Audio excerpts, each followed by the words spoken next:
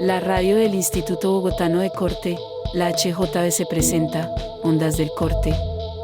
Programa afilado y refilado por cortadoras y cortadores de oficio, vocación y pasión.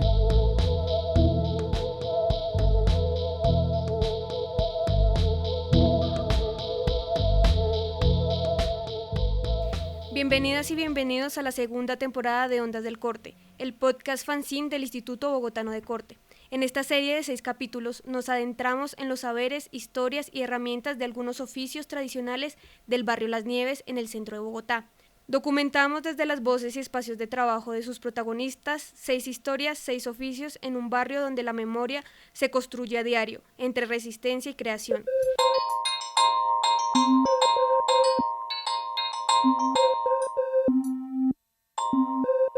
Cada episodio se acompaña de un fanzine impreso de distribución libre, como parte de un archivo sonoro editorial que entrelaza la palabra, la imagen y el hacer cotidiano. Las Nieves es un barrio y una unidad de planeamiento zonal de la localidad de Santa Fe de la ciudad de Bogotá, capital de Colombia. Se encuentra en la zona este, cerca de los cerros orientales de la ciudad, pero en la parte central de su localidad. Es asimismo uno de los sectores históricos del centro de la ciudad, albergando el Parque Santander, uno de sus lugares de fundación y constituyendo una de las primeras parroquias que se conformaron en el casco urbano de la Santa Fe colonial.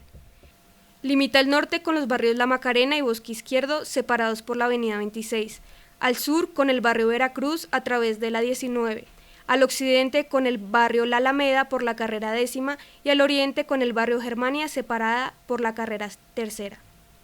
En este contexto, los oficios tradicionales constituyen un componente activo del patrimonio inmaterial del barrio, reflejando formas de organización social, saberes y economía diaria propias del centro de la ciudad.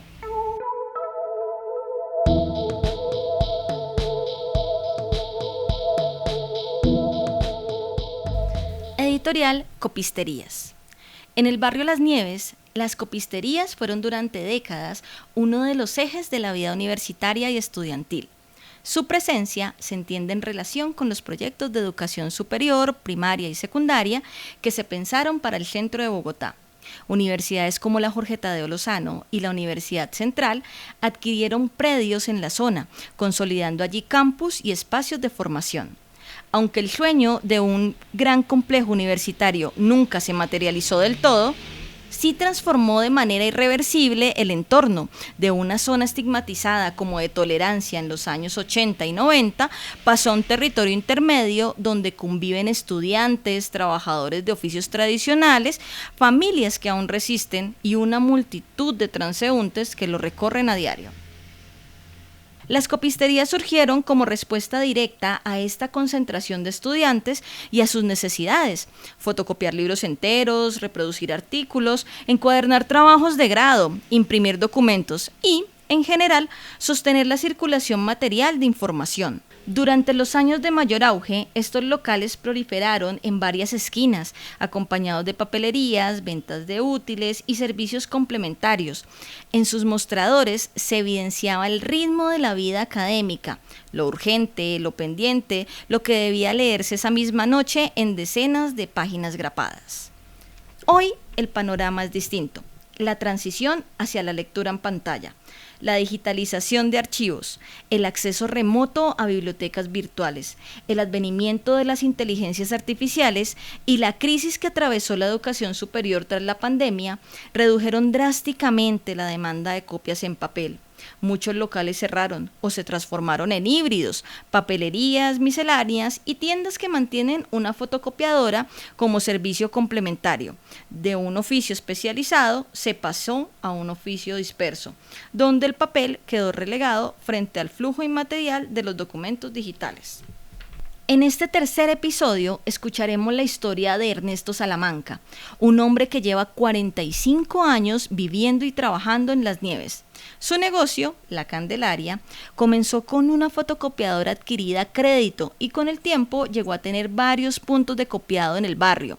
Don Ernesto presenció el auge de las copisterías y también la lenta contracción de un oficio que hoy sobrevive en pocos locales. A pesar de ello, mantiene activo su centro de copiado en la calle 22, llegando a la Quinta, no solo como espacio de servicios, sino también como punto de encuentro comunitario, lugar de conversación, de tertulia y hasta de avisos clasificados pegados en la pared de la entrada. La historia del centro de copiado La Candelaria es también la historia de un barrio que muta bajo las presiones inmobiliarias, las lógicas del mercado universitario y la transformación tecnológica. Un oficio que parecía inamovible ha debido reinventarse para resistir en un entorno donde la copia en papel dejó de ser indispensable, pero donde la memoria material aún reclama su espacio.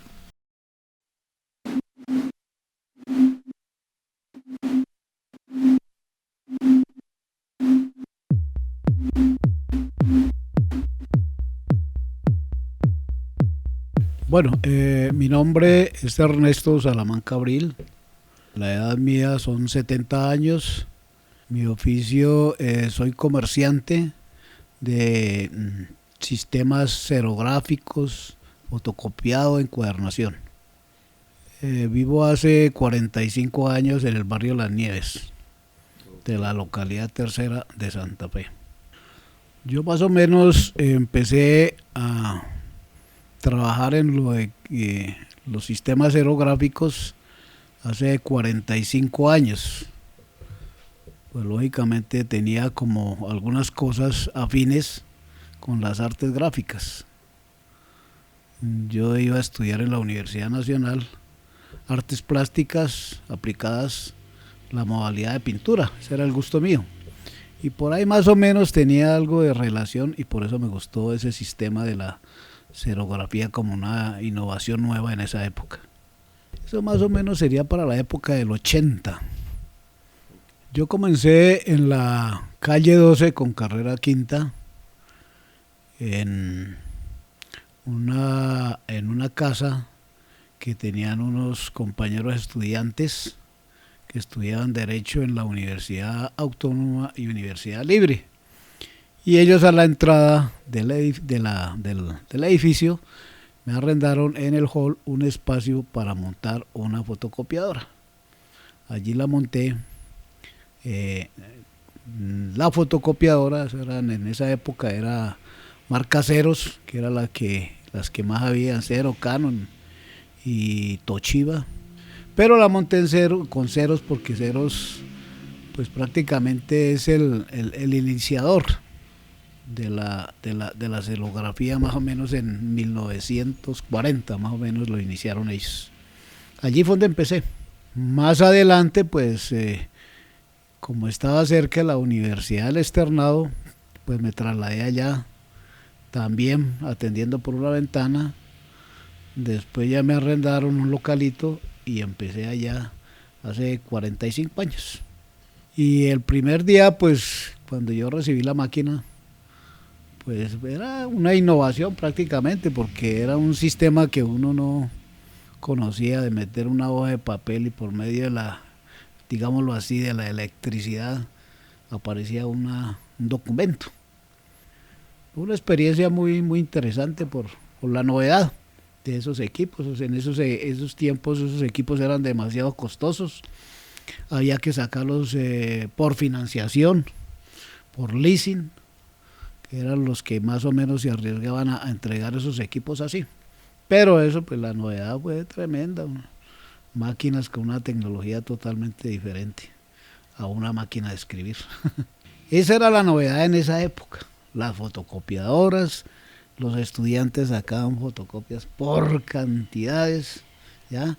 Era un negocio muy bueno en esa época, los precios eran cómodos, repuestos se conseguían, papel se conseguía, es decir, era el negocio que estaba pues al día para estar uno trabajando al lado de las universidades. Y ya después me desplacé aquí a los lados de la Central y la Tadeo, donde tuve más o menos como 5 centros de fotocopiado.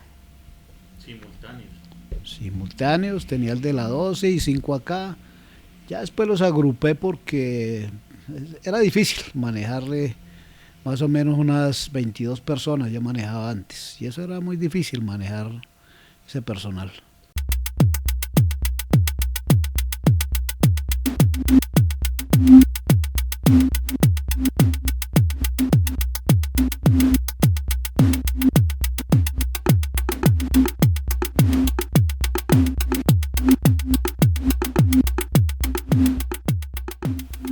Mi nombre es Alberto Carlos Romero, soy profe en la Tadeo de la Facultad de Artes y acompaño chicos de varios programas de artes, de diseño, de foto y de arquitectura. Claro, digamos la circulación de los contenidos, de los contenidos referenciales de las asignaturas, de los cursos, pues no eran de fácil acceso para los pelados, digamos, siempre ha habido menos libros de los que nos interesan, entonces los accesos eran complicados y teníamos una dinámica de fotocopiar sin problema. En las fotocopiadoras había, digamos, carpetas por profe y por asignatura. Uno dejaba allí, a Rafa me acuerdo, le dejaba a uno los libros y le decía de este el capítulo tal, y de este el capítulo tal, y él le archivaba y luego el pelado buscaba, vengo por el curso de estética o vengo por el curso de teoría, y Rafa sacaba la carpeta y el pelado seleccionaba en qué lectura estábamos y se fotocopiaba sin problema, el chico se llevaba la información y bueno, Rafa también, digamos que iba como sugiriendo si se cambiaba, si se dejaba. Cada semestre era como una dinámica de, profe, ¿usted se queda con la misma carpeta o cambia algo? Entonces uno revisaba la carpeta y si había algo que cambiar, pues modificaba, traía el libro, se lo dejaba a Rafa un par de días, luego él hacía como el archivo de las lecturas y no, era, digamos, normal absolutamente. Al comienzo de la sesión, en la sesión de introducción, uno le decía a los pelados dónde estaba la información de los documentos del curso, de los textos que uno iba a leer. Los chicos también entonces preguntaban, si uno no les decía al comienzo, los chicos preguntaban que dónde estaban las fotocopias y bueno, era una dinámica absolutamente normal, ¿no?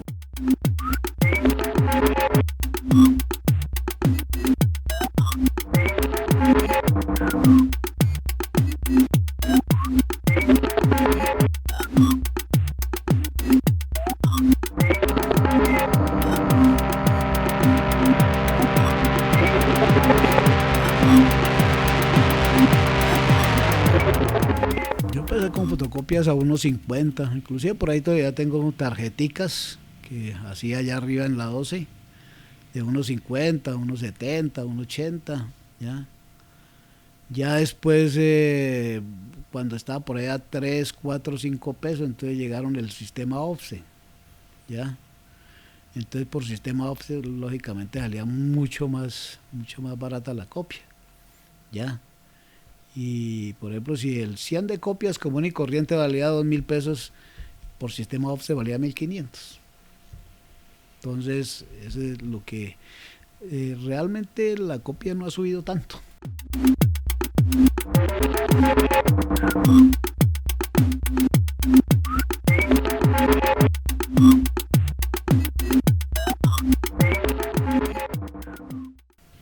Bueno, nosotros como prestadores de servicio, porque nosotros somos unos prestadores de servicio únicamente, el Ministerio de Gobierno hace 12 años dictó un decreto que decía de que sacarle la fotocopia a un libro equivalía a pagar un impuesto por derechos de autor. Dio la posibilidad de que uno sacara el 25% del libro y no tenía que pagar ese impuesto. Pero eso no se dio porque mandaba a una persona que sacara el 25, mandaba a otra el 25 y lo sacaba ahí. Pero era supuestamente para la defensa de los derechos del autor. Ese impuesto hace 12, 14 años fue un impuesto altísimo. Cualquier máquina que usted tuviera en el negocio, así fuera, por ejemplo, que la tuviera parada, la contaban. Decían, aquí hay 8 máquinas y por cada máquina en esa época le cobraban a un impuesto de 600, 800 mil pesos por cada máquina anualmente. Usted tenía 10 máquinas, eran 8 millones. Se la dividían por los 12 meses y le salía ya 700, 800 mil. Y el que tenía más, pues le salía 1 millón y pico que tenía que pagar por impuestos de derecho del autor. Entonces nosotros hicimos una asociación, la Asociación de Copisteros, nos reunimos aquí en Fenalco y pues nos pusimos a estudiar el tema, a ver cuál era el sentido de eso, a ver si eso tenía alguna lógica. Y encontramos, pues sí, existe existe el aporte al derecho de autor por el uso del libro, por el uso y el goce.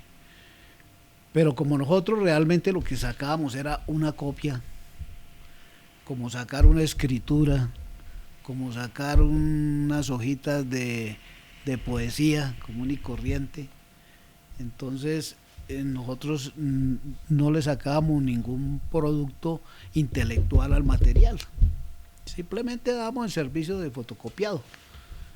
Quien hace realmente el usufructo de eso es el estudiante. Entonces hicimos el recorrido por muchos países y en varios países tienen ese sistema. Los estudiantes en su matrícula pagan un derecho que llaman de derecho al autor, hacen un descuentico ahí y los estudiantes pagan eso, no tienen por qué pagar los centros de fotocopiado que prestan un servicio común y corriente, y más los que estamos cerca de las universidades y colegios. Entonces el estudiante que quiere sacar un libro lo saca así sea al frente de la universidad o en otro lado, lo saca en su barrio donde no hay ni una escuela. Entonces, bueno, esa pelea se dio. Ahora ya ellos están cobrando los derechos de autor a los estudiantes. En algunas universidades ya lo están cobrando. Si usted va a contratar con una universidad, por ejemplo, si yo voy a contratar con la Tadeo, lo primero que me dicen es mi paz y salvo de derecho de autor. Entonces, como yo no pago eso, entonces no contrato con la Tadeo. Por eso las fotocopiadoras dentro de la universidad ya se están acabando, porque es que lo que hay que pagar es un impuesto altísimo, fuera de lo que hay que pagar de arriendo ahí con la universidad, pues eso no sirve. Entonces esos plata que pagaba uno por derechos de autor, pues los mismos autores nunca hicieron algo bueno que dijeran, no, sí, los centros de fotocopiado han aportado, porque nunca le llegó plata a ellos. O sea, los autores del libro nunca han sentido esa entrada que da el Centro de Derechos Reprográficos, que es una dependencia bastante grande, ya, que es a nivel nacional, es un aparato monstruoso, tiene mucha burocracia y mucha gente que no maneja bien el tema. Entonces, bueno, se quedó así. Las fotocopiadoras pues ya no es lo mismo, entonces tienen máquinas pequeñas, porque a las que más le tiran es a las máquinas grandes, pero las pequeñas también pagan. Entonces ya la gente para resolver esos problemas, yo creo que por eso es que le mete toda clase de productos para la venta.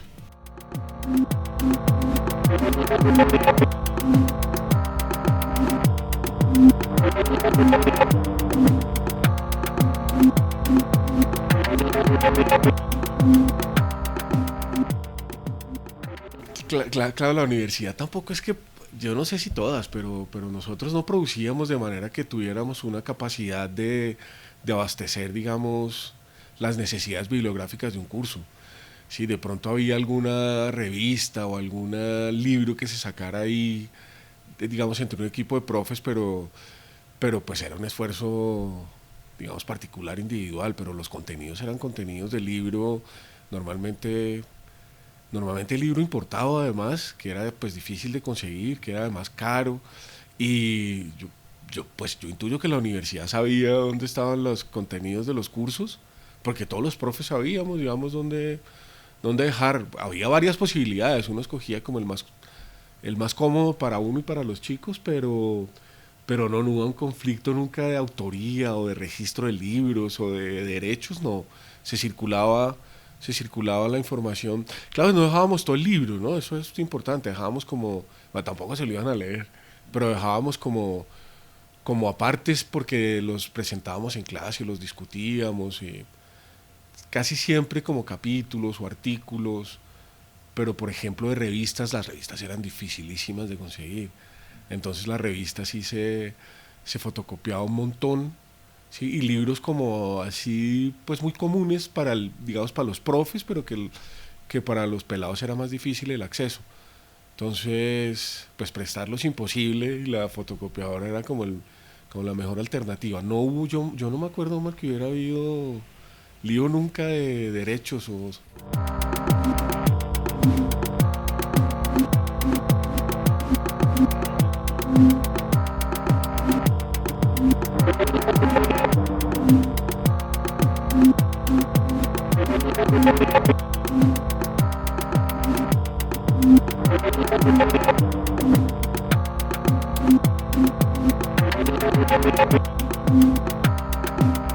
Claro, digamos que los chicos tienen más asignaturas y la de uno y las de los otros profes y evidentemente más lecturas, pero si llegaba, si alguno tenía un libro que era, pues que conseguirlo era difícil o que lo había traído por ahí de un viaje o que lo había conseguido en una feria o algo, el libro fácilmente se clonaba, o sea, uno se lo dejaba a Rafa en Elephant y el libro se clonaba, se podía clonar en pasta dura, en pasta blanda, pero quedaba idéntico al original, o si de pronto lo traía la Luis Ángel o estaba en alguna biblioteca también se hacía el ejercicio de clonado, pero ese ejercicio de clonado era más de uno, porque el libro no se conseguía y entonces uno lo tenía, pero claro, no, digamos, no era la totalidad de la obra, eso de pronto sí es importante, porque el chico tampoco uno le decía vaya y clone, no. Pero sí nosotros clonábamos, los libros también circulaban clonados, y uno iba con un par de profes y una vez clonaba 2 o 3.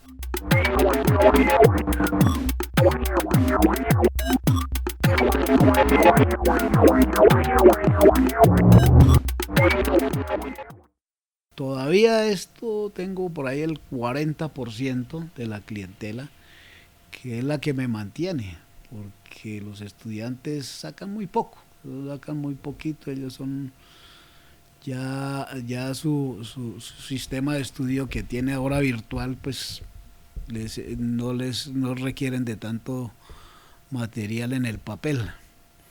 Entonces nosotros sí tenemos lo que son colegios, muchos colegios distritales, colegios departamentales, que es que en los municipios la fotocopia es muy cara, allá vale 200 pesos y tienen que sacarle para todo el colegio, ¿ya? Y son 10.000, 15.000, 20.000, 30.000 fotocopias a 200 pesos vale un billetal, entonces uno le la saca 80. Entonces ya las empresas, para los formatos, los folletos que tienen, las empresas de seguridad, por ejemplo, para personal que llega, para que tienen que entrevistar, necesitan llenar un folleto ahí de 15, 20 hojas y es cantidad de gente que van 400, 500 personas a presentarse a eso, entonces requieren mucho del servicio, los sindicatos, los volantes, todo eso, también ahí llegan.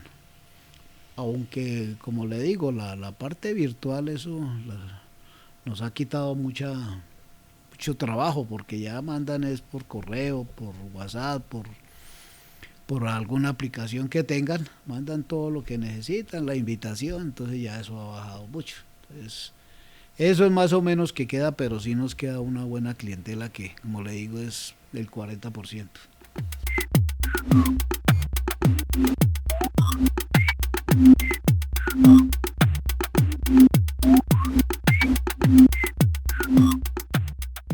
Digamos, uno veía a los chicos, evidentemente todos decíamos, las fotógrafas están allá, pues uno en las clases los pelados llegaban con el paquetico de copias, y el paquetico de copias con resaltador y con todo, como era todo, digamos, como era la lectura de estudio de eso, digamos, y los veía uno por ahí en los corredores o como en los espacios ahí de socialización de la U, los veía uno leyendo fotocopias.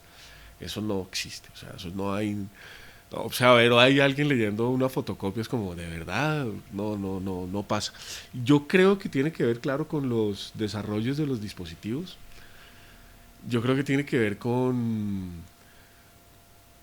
que ya ni siquiera les aclaramos dónde está la información, o sea, uno habla no sé, de cualquier autor, uno cita cualquiera y ya ni siquiera precisa el texto o precisa el nombre del texto, pero ellos ya están entrando a revisar y van y miran, bueno, los interesados, ¿no? Van y miran, van y revisan y no hay, digamos, como primero una precisión en el contenido, lo otro tiene una precisión, estamos leyendo tal capítulo y es ese. Ahora hay como una cosa más abierta porque la información no está, digamos, condensada en la fotocopia, y tampoco porque sea posible encerrar al chico ahí. O sea, si uno le dice tal autor, se va y mira como una cosa general, como un mapeo más generoso del autor y de los contenidos. Y yo creo que eso es por lo digital, claramente, claramente. Lo que sí no puede hacer uno es seguir como puntualmente lo que hacía antes, ¿no? Ahora uno menciona la cosa y se queda como en un universo ahí más etéreo, ¿no? Más de, pues acuérdense que yo hablé de esto, pero hablé de esto es más general que cuando uno decía, por ejemplo, antes, está en tal lugar, puntualmente en tal sitio lo dijimos, o lo ven en las copias de tal, ¿sí? No, vayan a la página tal, ese de las copias de tal, pues ya no existe. Uno intuye que lo navegan los chicos, que lo buscan, pero es mucho, se queda mucho más abierto. Pero sí, no, digamos, nada de eso se imprime, nada de eso se copia, nada de eso se fotocopia, nada. Digamos, yo hace mucho tiempo no, pues mucho tiempo digo que hasta antes de la pandemia ya no, digamos, dejar fotocopias ya era como, pues ya ni siquiera lo preguntaban los pelados, ya no lo preguntaban. Lo que al comienzo era absolutamente como ruta de curso, ya no, en esos términos ya no funciona, digamos, ellos deciden si lo miran, toda la bibliografía es más bien digital también. Lo que uno revisa es que esté el archivo digital y esas cosas.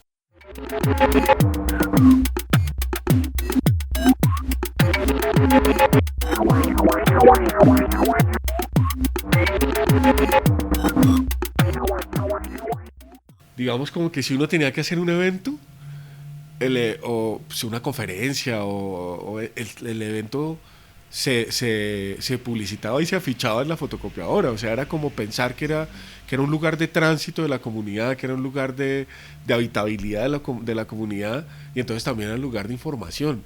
Entonces o sea, uno se enteraba de cosas, no, y es que va a haber una cátedra de no sé qué, se enteraba uno en la fotocopiadora, se enteraba uno porque pues al ser un lugar vivo y de habitabilidad real de la comunidad, pues era el lugar también de conectarse e informarse.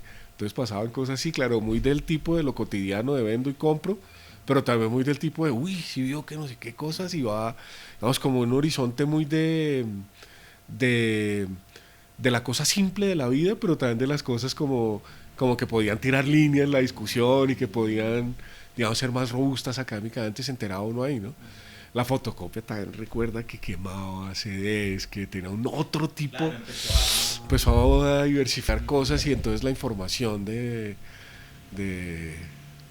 empezó a buscarse canales de circulación de información, pues en razón al desarrollo tecnológico, pero en razón también a que lo que había allí era comunidad, y al haber comunidad, pues entonces la comunidad iba pidiendo y demandando cosas, pues por varias vías. Y eso, más que todo es por eso, porque llega el cliente que saca la fotocopia, es que mire, que es que yo dicto cursos de AutoCAD, necesito que la gente, ¿por qué no me deja? Entonces uno era una tablita chiquita y un tablerito. Y lo empezamos a dejar a colocar así, ya después se volvió grande y ya después nos tocó ocupar toda la pared de ese lado, y pues eso siempre trae gente y toda esa vaina, llega la gente a ver, y sobre todo porque hay muchos gente que dicta clases, cursos, es de todo. En todo eso sí, desde hace 40 años, y tengo, no le he puesto problemas, afiches, de todo eso, allá el que va, pues de mucha gente, porque es que ahí llega gente ahí llega mucho teatrero. Llega mucha gente que escribe, que hace documentos, saca libros, entonces se encuentran con otro que está haciendo otra cosa, entonces hay una charla. Y ellos vienen ahí por el costo de la fotocopia, porque ellos en otro lado no consiguen fotocopias así, y la calidad y el precio. Entonces, hay muchas personas de todo tipo, de todos los temas, ¿ya? Entonces uno, pues, como a uno le gusta charlar también, pues uno maneja esos temas, y le pregunta a la gente, ¿usted qué hace? Que no sé qué, bueno, de todo. Y eso hace parte precisamente de que la gente pegue su aviso. Sí, no, eran lugares súper vivos, y también lugares donde se encontraba con la gente, era básico.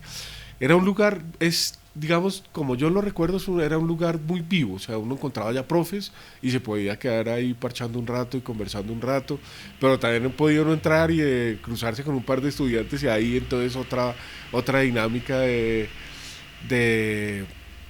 pues de preguntas o de conversaciones o de diálogos, pero sí era esencialmente un lugar, digamos, central en la vida digamos, de la comunidad,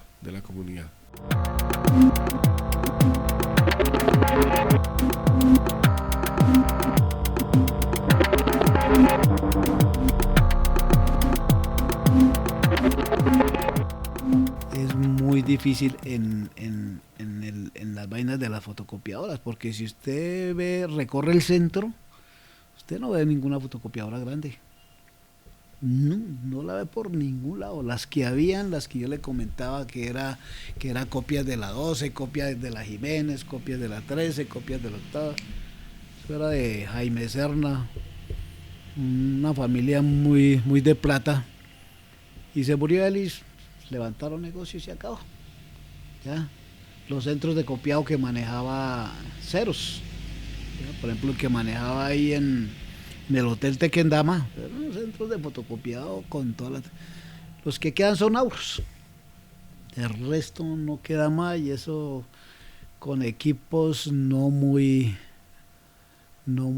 avanzados que digamos. Entonces, pues uno si quiere, pues a mí sí me gustaría pues hacer mucho, pero el problema económico, que como yo le digo, si yo quiero ponerme a nivel, necesitaría ahorita 500 millones de pesos. Vaya a ver quién le presta a usted 500 millones de pesos. Entonces tiene que tener carro, finca, casas, apartamentos y bueno, un fiador, 2 fiadores con finca raíz para que le den el crédito. Entonces, por ese lado es muy difícil, muy difícil.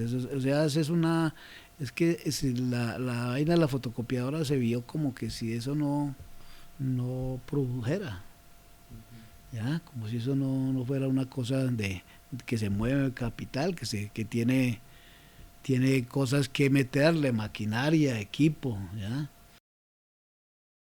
Claro, en las nieves se siente un montón, Omar, en las nieves se siente un montón el escenario de transformación, pero un montón, pues es que había muchas y de distintas envergaduras y calidades y a esta voy porque es mucho más barato y a esta voy porque tiene unas máquinas mejores y a esta voy porque ofrece otros, pero digamos que en términos de un espacio vivo, pues eso sí ha desaparecido completamente, ¿no? Es decir, pues como ya no se requiere en la vida cotidiana, ya no hay digamos, la necesidad de que el pelado, por ejemplo, fotocopie, ¿sí? de que el estudiante vaya ahí por el recurso, pues eso modificó un montón la dinámica, ¿sí?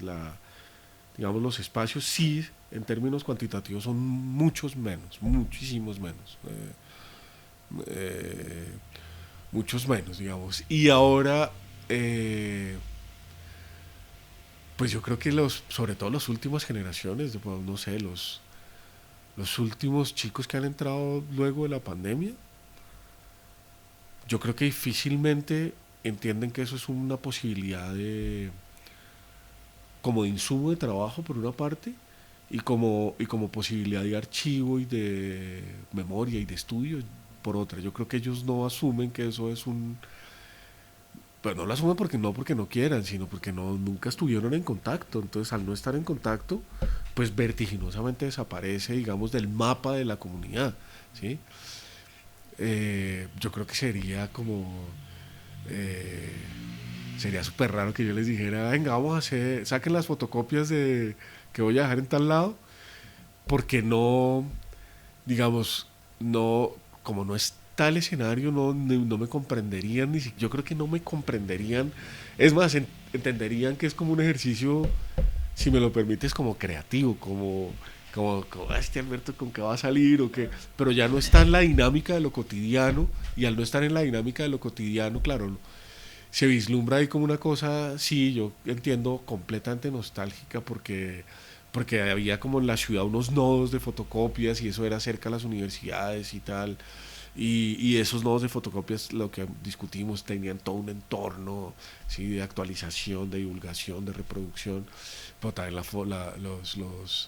los talleres de fotografía, ¿sí? Los laboratorios que tenían como escenarios nodales. Las Nieves era un escenario nodal para toda la ciudad. O sea, yo me acuerdo que venir de clase de fotografía a la universidad a imprimir acá o hasta por químicos o por papel, o era como un escenario. Yo, claro, digamos, la disminución fuerte de estos espacios sí genera unas dinámicas de cambio en la, digamos, en la habitabilidad del barrio, claro, del centro, pero sobre todo también, bueno, aparte de eso, en la posibilidad de conectarnos entre nosotros, en la posibilidad de generar espacios en donde la comunidad se asienta con más fuerza.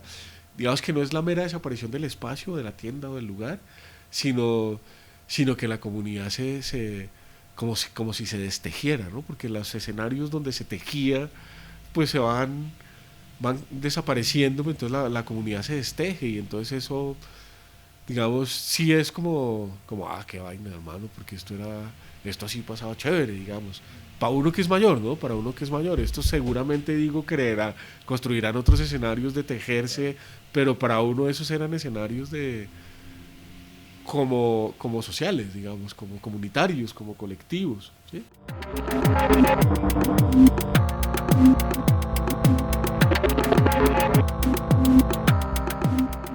El Instituto Bogotano de Corte es una comunidad sin ánimo de lucro que se conforma alrededor de los oficios del corte. Su sede física se encuentra ubicada en la carrera cuarta número 2172 en la tradicional barrio Las Nieves en la ciudad de Bogotá. A un clic de distancia, el corte se encuentra en www.institutobogotanodecorte.home.blog, @Instituto Bogotano de Corte en Instagram y @Bogotano de Corte en X. Cortamos para mantenernos unidos.